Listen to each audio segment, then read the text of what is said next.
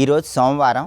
ఈ సందర్భంగా ఎలాంటి పదార్థ శివలింగాలకు అభిషేకం చేస్తే ఎటువంటి సత్ఫలితాలు కలుగుతాయో, శివమహాపురాణంలో చెప్పబడిన పదార్థ శివలింగాల అభిషేకాలకు ఉన్నటువంటి ప్రాధాన్యత ఏంటో నేటి శుభం లాభం అనే శీర్షికన పరిశీలిద్దాం.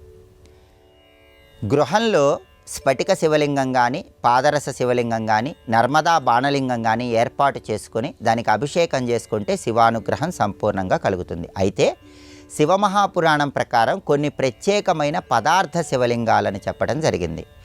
ఈ పదార్థ శివలింగాలలో పార్థివ శివలింగాలకు ఎక్కువ ప్రాధాన్యత ఉంది. రకరకాలైన పార్థివ శివలింగాలకు అభిషేకం చేస్తే అద్భుతమైన ప్రయోజనాలు కలుగుతాయి. పార్థివ శివలింగం అంటే మట్టితో తయారు చేయబడిన శివలింగం అని అర్థం. ఎక్కడైనా సరే తడి మట్టి కొద్దిగా తీసుకొని ఆ తడి మట్టిలో కొద్దిగా కస్తూరి కలిపి ఆ తడి మట్టితో శివలింగం తయారు చేసుకొని ఆ శివలింగాన్ని మీ గృహంలో పూజా మందిరంలో ఉంచి 10 రోజుల పాటు అభిషేకం చేసి ఆ తర్వాత ఆ శివలింగాన్ని ఎక్కడైనా పారే నీళ్ళల్లో వదిలిపెట్టినా, ఎవరూ తొక్కని చోట చెట్టు మొదట్లో ఉంచినా దీనివల్ల సిరి సంపదలు కలుగుతాయని శివమహాపురాణంలో చెప్పారు. అలాగే అనారోగ్య సమస్యలు ఎక్కువగా ఉన్నవాళ్ళు తడి మట్టిలో కొద్దిగా గంధం కలిపి శివలింగం తయారు చేసుకొని ఆ శివలింగాన్ని ఇంట్లో ఉంచుకొని 20 రోజుల పాటు అభిషేకం చేసి పారే నీళ్ళల్లో వదిలిపెట్టాలి.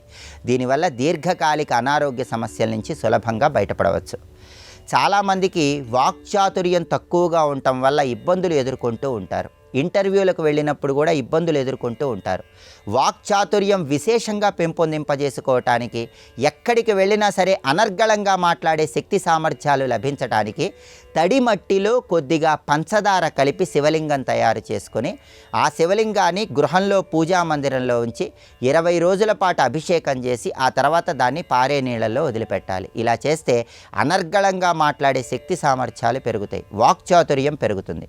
అలాగే తడి మట్టిలో కొద్దిగా పసుపు కలిపి శివలింగం తయారు చేసుకొని ఆ శివలింగాన్ని పూజా మందిరంలో ఉంచి 108 రోజుల పాటు అభిషేకం చేసి ఆ తర్వాత పారే నీళ్ళల్లో వదిలిపెట్టినా, ఎవరూ తొక్కని చోట చెట్టు మొదట్లో వేసినా సర్వజన వశీకరణ కలుగుతుంది, జనాకర్షణ పెరుగుతుంది, ప్రజాకర్షణ పెరుగుతుంది, మంచి రూపం సౌందర్యం కలుగుతుంది, ఆరోగ్యం కలుగుతుంది, సిరి సంపదలు కలుగుతాయి. ఇన్ని ప్రయోజనాలు ఉన్నాయి. కాబట్టి తడి మట్టిలో కొద్దిగా పసుపు కలిపి శివలింగం తయారు చేసుకొని 108 రోజులు ఈ పదార్థ శివలింగానికి అభిషేకం చేయటం ద్వారా అద్భుత ప్రయోజనాలు సిద్ధింపజేసుకోవచ్చు. అలాగే తీవ్రమైన శత్రుబాధలు ఉన్నవాళ్ళు శత్రుబాధల నుంచి బయటపడటానికి, శత్రువులను మిత్రులుగా మార్చుకోవటానికి, దృష్టి దోషాలన్నీ పోగొట్టుకోవటానికి తడి మట్టిలో కొద్దిగా ఇనుప రజను కలిపి శివలింగంలాగా తయారు చేసుకొని దాన్ని పూజా మందిరంలో ఉంచి 22 రోజుల పాటు అభిషేకం చేసి పూజ చేసి ఆ తర్వాత పారే నీళ్ళల్లో వదిలిపెట్టాలి.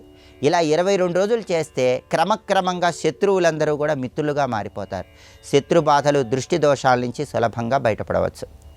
అలాగే అపమృత్యు దోషాలు లేకుండా ఉండటానికి, వాహన ప్రమాదాలు జరగకుండా ఉండటానికి తడి మట్టిలో కొన్ని నువ్వులు కలిపి శివలింగం తయారు చేసుకొని ఆ శివలింగానికి 7 రోజులు అభిషేకం చేసి పారే నీళ్ళల్లో వదిలిపెట్టాలి. అప్పుడు అపమృత్యు దోషాలు ఉండవు, వాహన ప్రమాదాలు జరగవు. ఈ ప్రత్యేకమైనటువంటి పార్థివ పదార్థ శివలింగాల అభిషేకం విశేషమైన శుభ ఫలితాలను కలిగింపజేస్తుంది. అలాగే భూలాభము, గృహలాభము సిద్ధింపజేసుకోవాలంటే, సొంతింటి కల సాకారం చేసుకోవాలంటే పుష్పాలన్నీ ఒక శివలింగంలాగా ఏర్పాటు చేసి ఆ పుష్ప శివలింగం మీద నీళ్లు పోసి అభిషేకం చేయండి. అలా 4 సోమవారాలు చేస్తే క్రమక్రమంగా గృహయోగానికి సంబంధించిన అదృష్టం అనేది ప్రారంభమవుతుంది.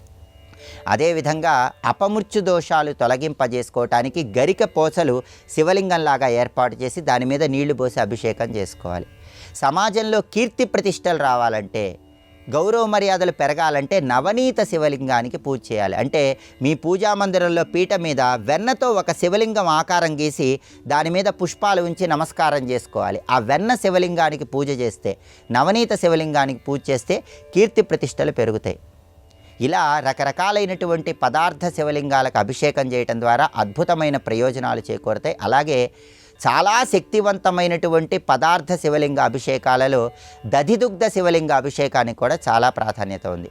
పెరుగులో పాలు కలిపి దాన్ని ఒక వస్త్రంలో ఉంచి మూటగట్టి నీళ్లు తీసేసి ఆ మెత్తటి పదార్థాన్ని శివలింగంలాగా ఉంచి దానికి పుష్పాలతో పూజ చేసిన, దానికి అభిషేకం చేసిన సర్వ సంపదలు కలుగుతాయని, దీన్ని దధిదుగ్ధ శివలింగ పూజ అనే పేరుతో పిలుస్తారని కూడా శివమహాపురాణంలో చెప్పారు. కాబట్టి పదార్థ శివలింగాలలో పార్థివ పదార్థ శివలింగాలకు అభిషేకం చేసుకోండి, రకరకాలైన పదార్థ శివలింగాలను ఉంచి అభిషేకం చేసుకోండి. సమస్యను బట్టి చేసే శివాభిషేకం అన్ని రకాలైన సమస్యలు పోగొట్టి సమస్త శుభాలను కలిగింపజేస్తుంది.